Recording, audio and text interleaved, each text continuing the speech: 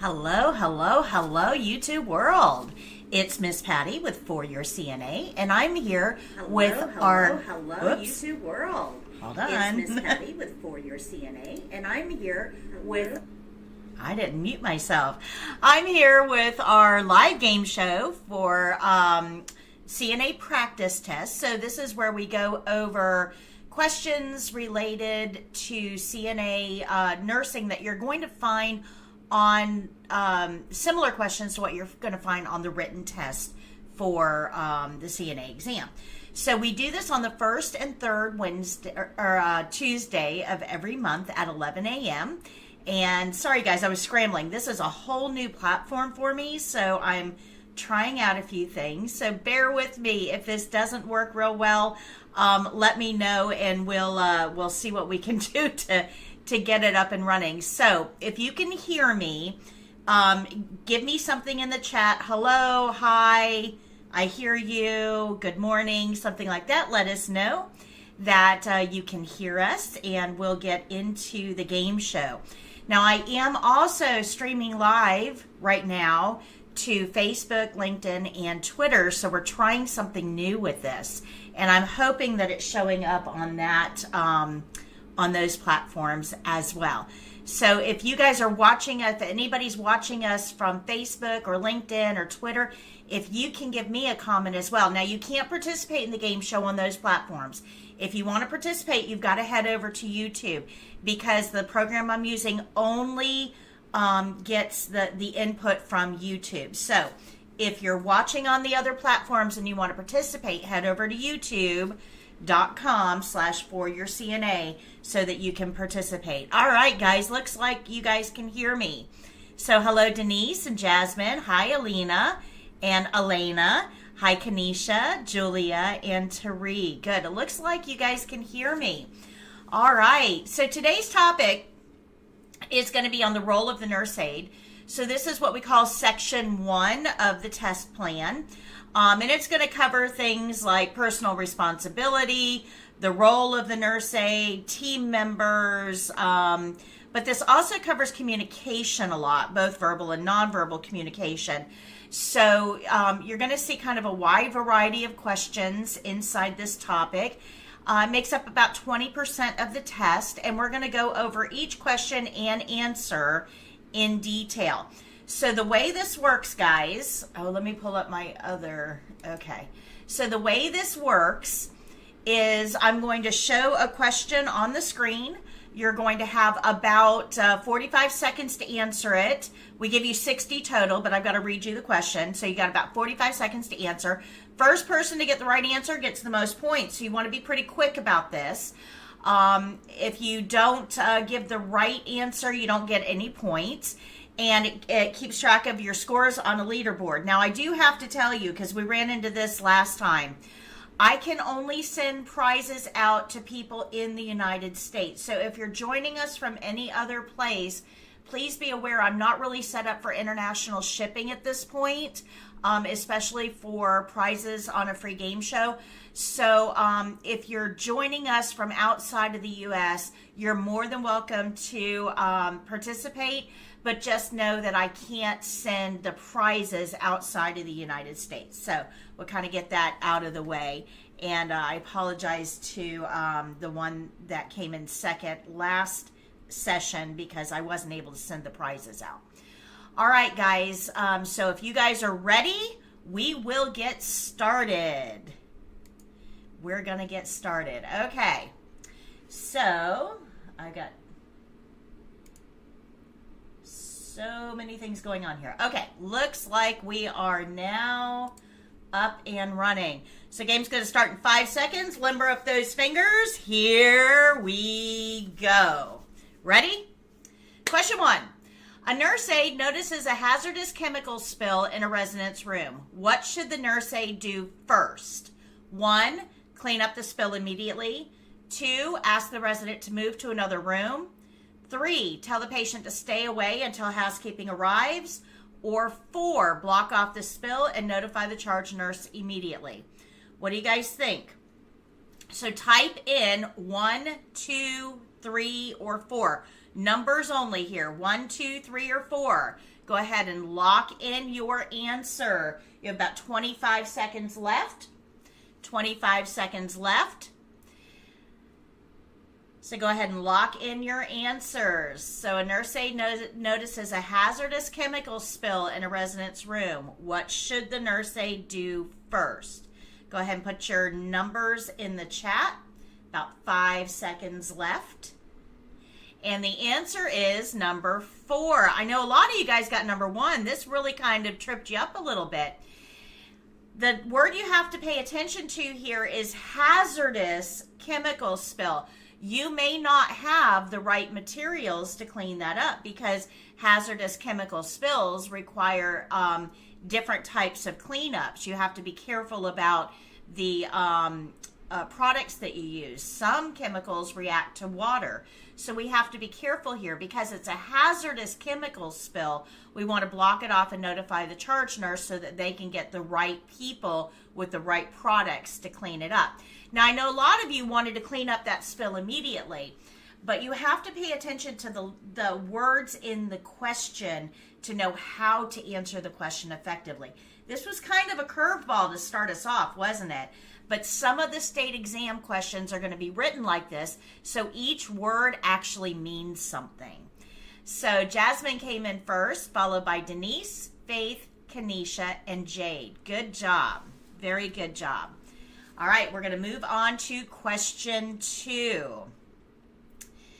Question 2.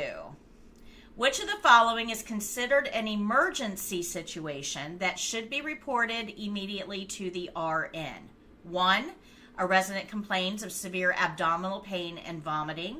2, a resident requests an extra blanket to stay warm.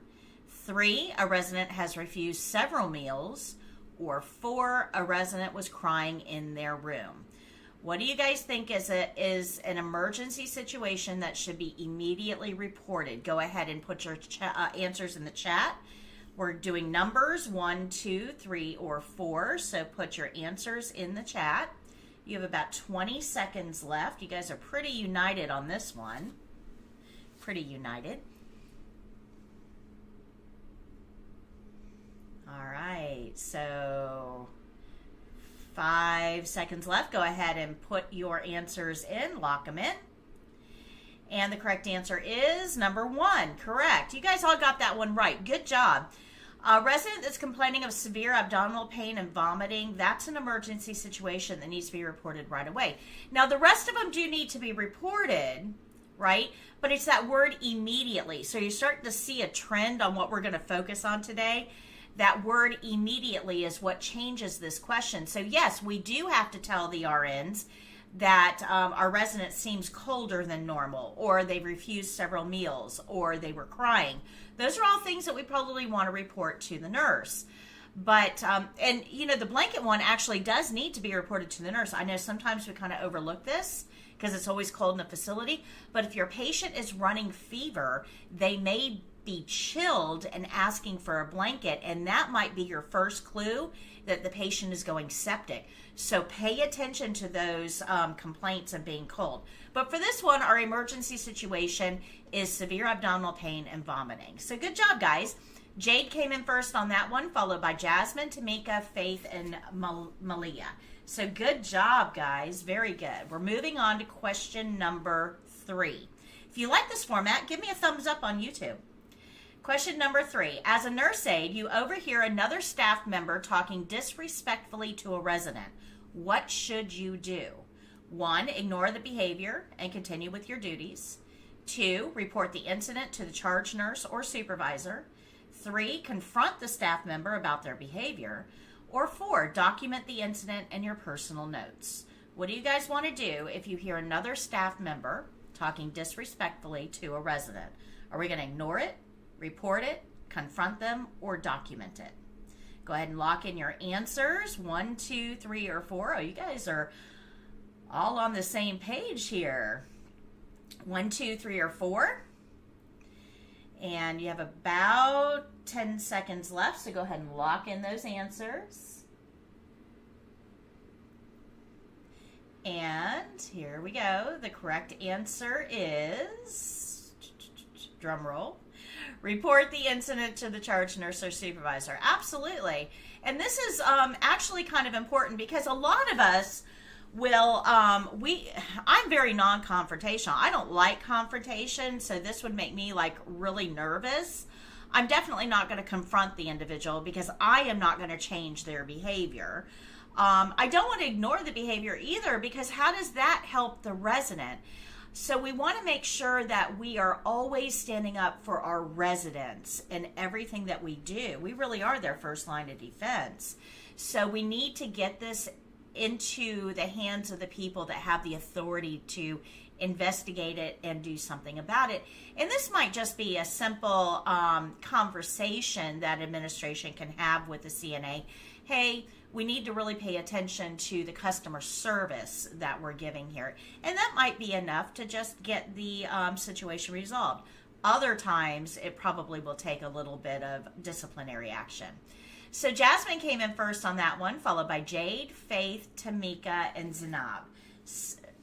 Zainab. So very good, guys. Very good. So we're going to move on to question number 4. During a busy shift, a nurse aide has several tasks to complete. Which task should the nurse aide prioritize? So which one comes first? 1, making a bed for a patient returning from surgery. 2, providing a partial bed bath to a bedbound patient.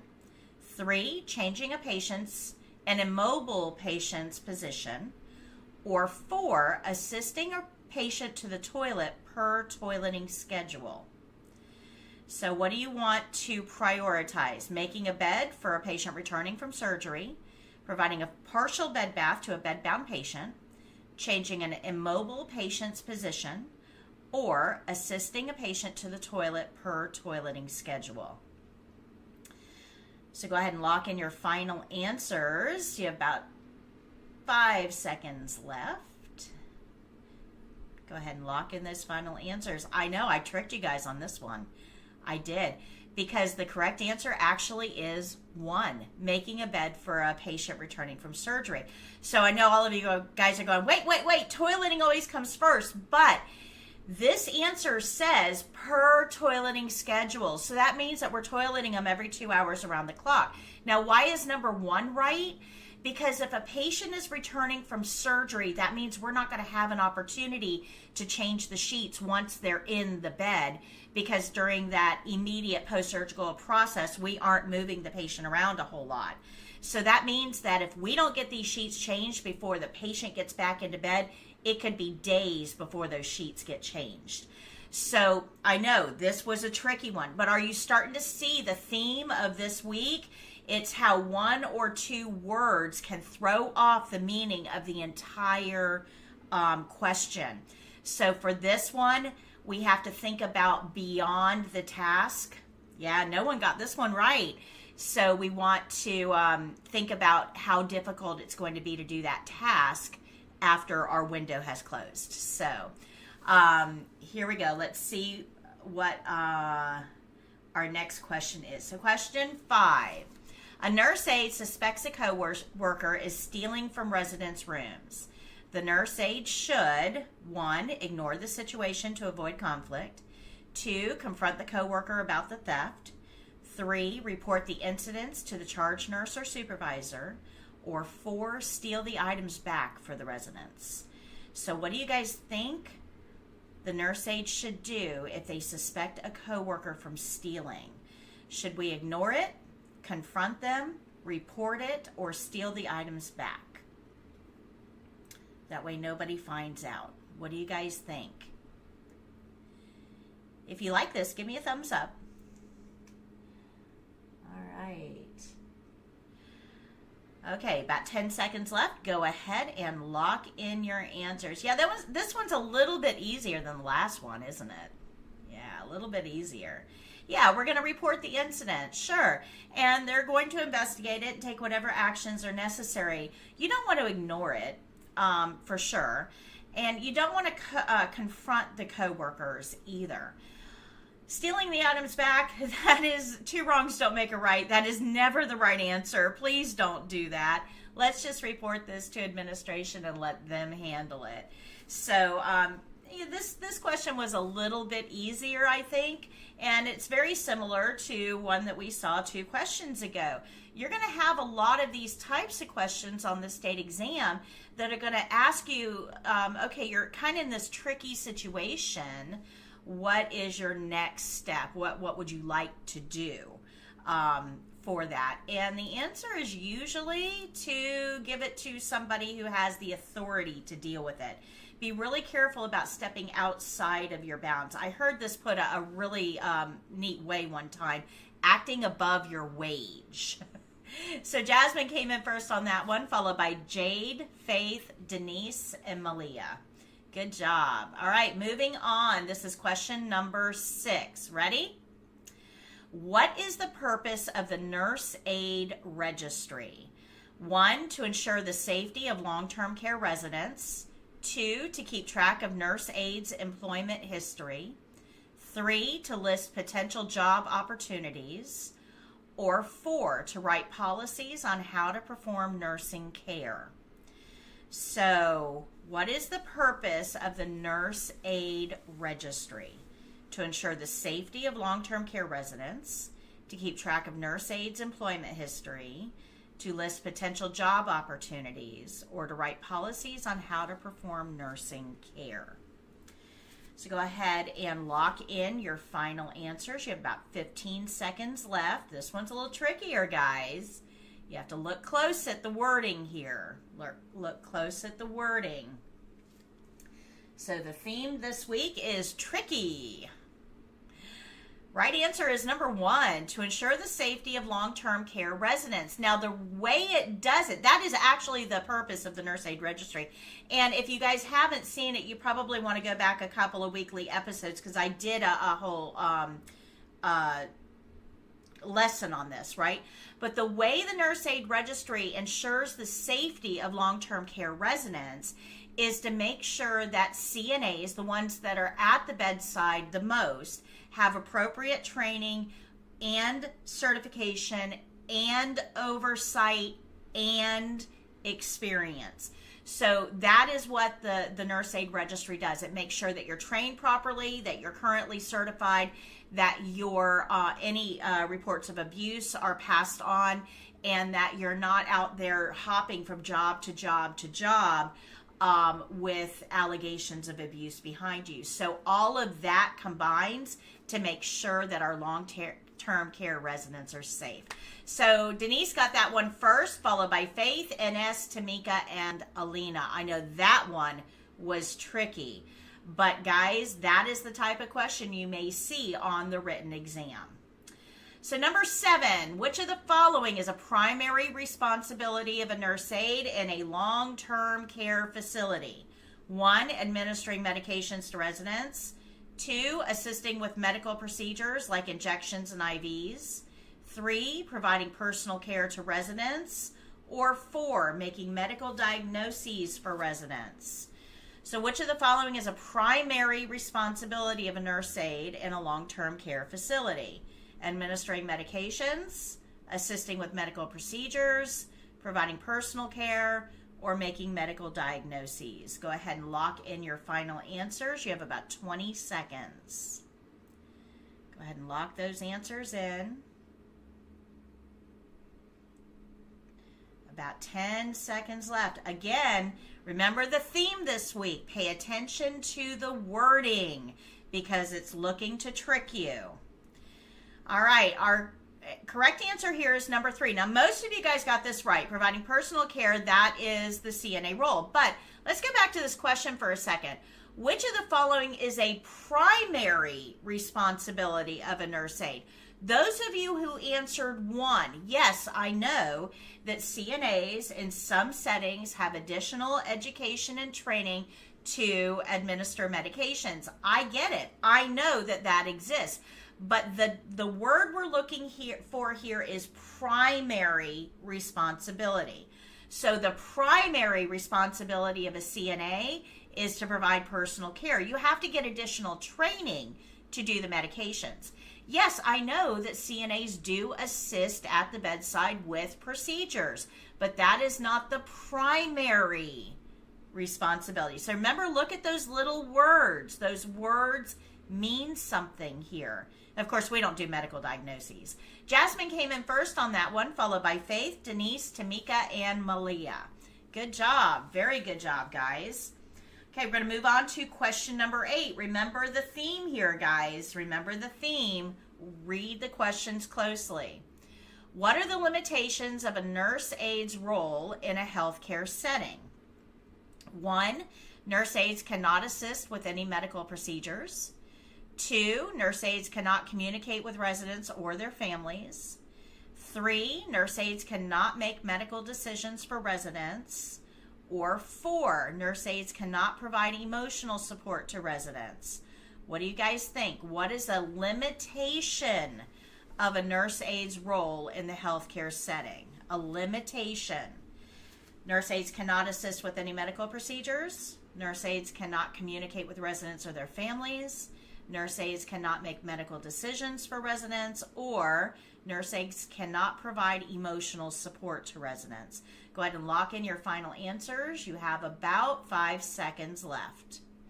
Go ahead and lock in your answers. Correct answer is number 3. Yeah, nurse aides cannot make medical decisions for residents. That is a limitation. That is something we are not allowed to do. We're actually expressly forbidden from doing it. We can help with medical procedures, absolutely, as long as we have the right training. We can communicate with residents and families, absolutely. And you should be providing emotional support as well as physical care. So all of those things are current roles of the CNA, but we do not make medical decisions. So there's that one little word that threw off this entire question. What are the limitations of a nurse aide's role? So if you skipped over that limitations, you might have answered this wrong. Again, remember, this week's theme is tricky, right? How one word can change the entire feel of a question or an answer. So Jade came in first on that one, followed by Jasmine, Faith, Zainab, Denise, and NS. Good job, guys. All right, we're halfway done. We're going to question number 9. Here we go. In a healthcare setting, what does collaboration among interdisciplinary team members entail? 1, each team member works independently. 2, all healthcare workers collaborate to deliver holistic care. 3, every team disciplines the actions of their own team. Or 4, avoiding any interaction outside one's own discipline. So in a healthcare setting, what does collaboration among interdisciplinary team members entail? What does that mean? Go ahead and lock in your final answers. You have about 15 seconds to go. 15 seconds to go. Go ahead and lock in those final answers. Correct answer is number 2. All healthcare workers collaborate to deliver holistic care. What that means is doctors and nurses and CNAs and speech therapists and physical therapy and nutrition and dietary and social work, they all work together to make sure this patient has the highest quality of care available.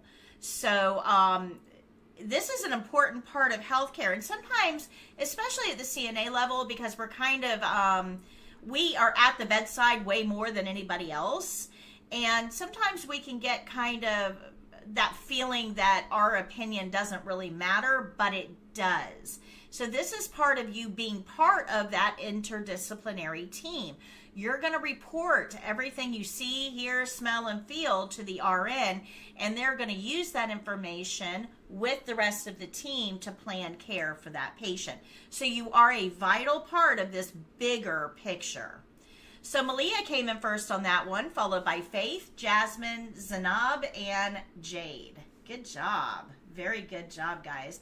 Moving on to question number 10. We are about 2/3 of the way done. Question 10 is, what is the importance of customer service skills for a nurse aide? 1, to receive promotions and salary raises. 2, to establish standards for all other staff members. 3, to provide quality care. Or 4, to minimize unnecessary conflicts with residents. So what is the importance of customer service skills for a nurse aide?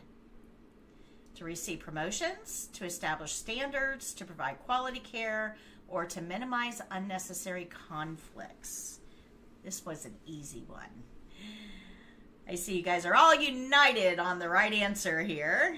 All right, so you got about 10 seconds left.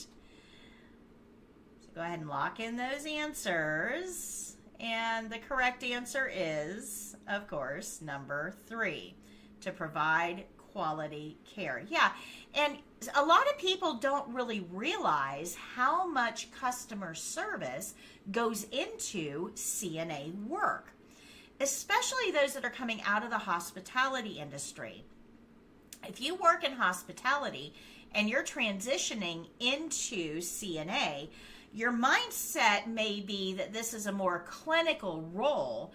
And if you aren't really aware or paying attention to all of those customer service skills, you might kind of miss it. But the main role for us is to make sure that we're promoting resident rights. And to do that, we have to have really good customer service skills. We have to pay attention to nonverbal cues. You have to anticipate needs. You have to be able to smile even when it's hard to smile, right? You've got to pull out those customer service skills, dust them off, and put them to work. So Jade came in first on that one, followed by Jasmine, Faith, Denise, and Malia. Good job. Most of you guys got that one right. All right, moving on to question number 11. When should a nurse aide provide patient care according to their scope of practice? 1, only when the charge nurse is present. 2, at their own discretion regardless of the care plan. 3, when instructed by the care plan. Or 4, only when the resident insists on a particular care routine. When should a nurse aide provide patient care according to their scope of practice? So only when the charge nurse is present, at their own discretion, when instructed by the care plan, or only when the resident insists. What do you guys think? Go ahead and lock in your final answers. You have about 10 seconds left. This one was too easy for you. Yeah, everybody got this one right. Only when instructed by the care plan, because if you listen to me at all, you know it's the care plan, the whole care plan, and nothing but the care plan. You're right. So that is our scope of practice. So we are going to provide care according to the care plan. So have you guys ever seen these types of CNAs though? They only look busy when somebody is watching. Yeah, we don't want to be that kind of CNA. We also don't want to be making decisions on our own because we don't have the whole story. So number 2 is not right. And only when the resident insists on a particular care routine, that's not the answer. So, but I do want to talk about that real quick. So what if the care plan tells you to do something and the patient wants it done a different way? Well, your responsibility is to notify the nurse. We can't change that on our own. So number 4 is not correct. Number 3 would be the correct answer. So Jasmine came up with the first right answer, followed by Denise, Jade, Ines, and Tamika. Good job. Question number 12. Here we go. Question number 12.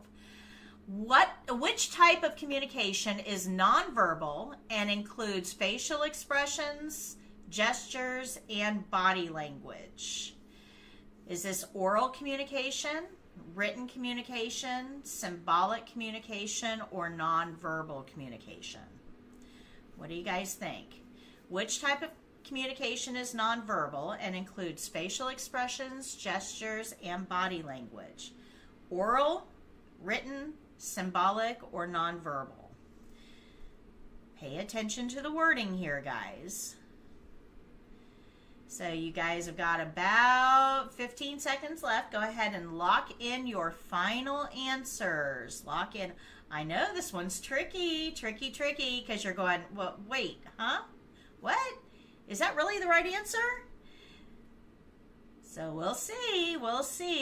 Let's see how you guys did. The right answer is nonverbal communication. And yes, I know it's in the question. And sometimes that will happen on the state exam. The question actually gives you the answer, but that's going to make you wonder, wait a minute, they can't possibly be giving us the answer inside the question. I must have to choose something else. If you chose something else, you didn't get it right. So it's asking you, it's asking you to verify that you know what nonverbal is. So yeah, this one was tricky, wasn't it? Because the answer's right in the question, and it makes you question yourself a little bit. Is that really the right one? So this really is a tricky type of question, but you will see these on the state exam from time to time. So we have to be aware of how to answer them. So yes, nonverbal is correct. Good job. Good job. All right, so Jade came in first on that one, followed by Tamika, Malia, Denise, and Alina. It's anybody's game, guys. There are still lots of points to be had here. So let's go on to question number 13. The primary purpose of therapeutic communication techniques in healthcare is to 1. Express one's personal opinions and feelings. 2. Convey information in a concise and clear manner. 3. Maintain a professional demeanor with colleagues. Or 4. Establish trust and rapport with residents. So what is the primary purpose of therapeutic communication techniques? To express one's personal opinions, to convey information in a concise manner, to maintain professional demeanor with colleagues, or to establish trust and rapport with residents. This one's a little bit trickier because there's a lot of words here, right? A lot of big words. So you have to stop and read this one pretty carefully. The correct answer is number 4, to establish trust and rapport with residents. Absolutely. Expressing one's personal opinions and feelings. We really don't care about your personal opinions and feelings when you're a CNA. It's all about the patient. Yeah, if you've listened to me for any amount of time, you know that. Conveying information in a concise and clear manner, that is professional communication. That's not really, that's not therapeutic. Remember that therapeutic is to get the patient talking about their feelings and thoughts and all of that. So you want open-ended questions. You want to summarize what they said. You want to ask follow-up questions. The whole goal is to get them communicating with you so that we can establish a level of trust and rapport with our patients. So therapeutic communication really doesn't have anything to do with communicating with coworkers.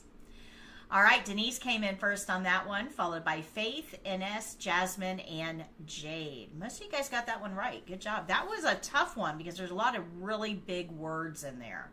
All right, question number 14. 2 to go, guys. What approach should the nurse aide use to communicate effectively with a severely hearing impaired resident? 1. Watch for signs of comprehension during communication. 2. Shout to ensure the resident hears clearly. 3. Speak very slowly and exaggerate your words. Or 4. Remain silent in all interactions. What do you guys think? What approach should the nurse aide use to communicate effectively with a severely hearing impaired resident? Watch for signs of comprehension. Shout. Speak slowly and very slowly and exaggerate your words, or remain silent. Oh, this one was tricky. Tricky. Remember your communication principles, guys. Your correct answer here is actually number 1. Yeah, you want to watch for signs of comprehension. It does not say he's deaf. It says severely hearing impaired. If you read into this, be very careful on the state exam. It does not say he's deaf. We don't want to shout, because when you shout, it raises not just your voice, but it raises your pitch. And higher pitches are harder to hear. So a better option is to lower your voice and project. So shouting is never the right answer. On the state exam, never choose anything that says shout. Speak very slowly and exaggerate your words. Now, a lot of you chose this, but the wording here is tricky here. Speak very slowly. That is not how we work with hearing impaired residents. It's actually quite demeaning. So we're not going to remain silent either. So watching for signs of comprehension really is the right answer here. Faith got that one, followed by Wilma, Jade, Denise, and Malia. That one was tricky. You might want to go back and rewatch that one so that you can kind of get a better handle on it. So last question here, last one. How can a nurse aide demonstrate empathy and understanding while communicating with residents?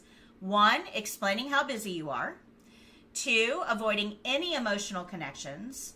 3, validating the resident's feelings. Or 4, sharing your personal experiences. What do you guys think? Do you want to explain how busy you are? Do you want to avoid any emotional connection? Do you want to validate the resident's feelings, or do you want to share your personal experiences? How do we demonstrate empathy and understanding? How do we demonstrate empathy and understanding? So you got about 10 seconds left. Oh, see, I couldn't trick you with this one. You guys are doing really good on this one. You guys have got about 5 seconds left. Last question. Go ahead and lock in your final answers. This is for all the peanuts. Here we go. Yes, validation is a component of therapeutic communication techniques. So, and that's how we establish a rapport with the patients, demonstrate empathy and understanding. Now, some of you go to number 4, right? Number 4 is what's commonly used out there, and that's not the correct action to take. Sharing your personal experiences, while it may develop a connection, really has no bearing on the patient, because every person's experience is going to be different.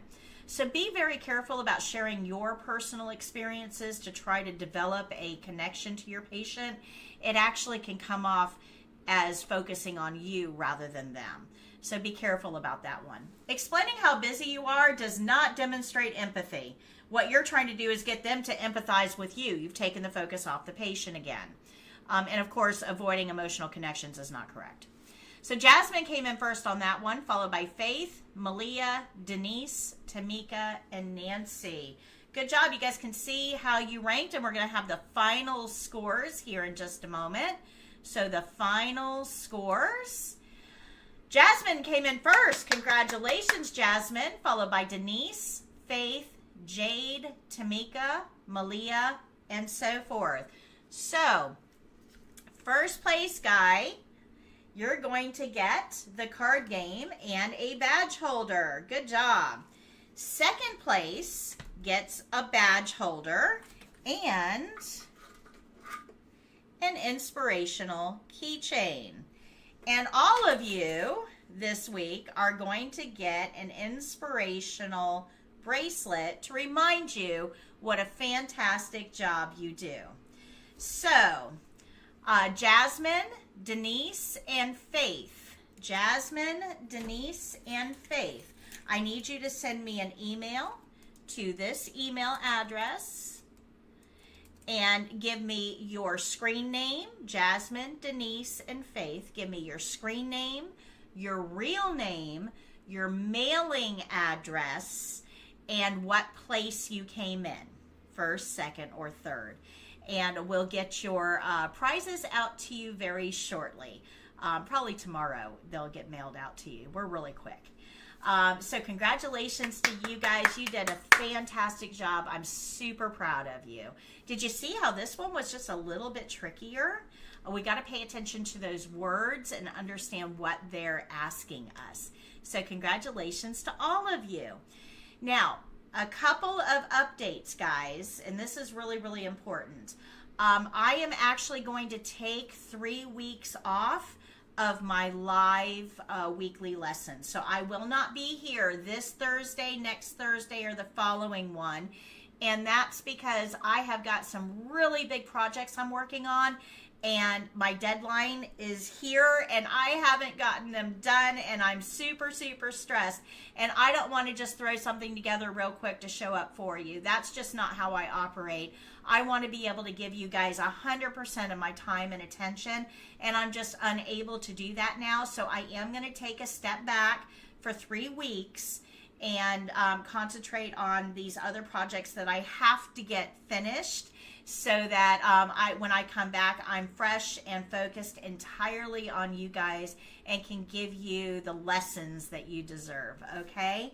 So I do apologize. I am going to take 3 weeks off, so no lives. So that means in 2 weeks, I'm not going to do a live show either.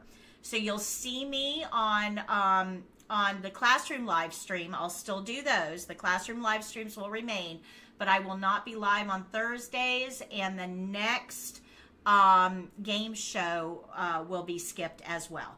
So check back with us in 3 weeks, okay? We will be live again and ready to support you fully.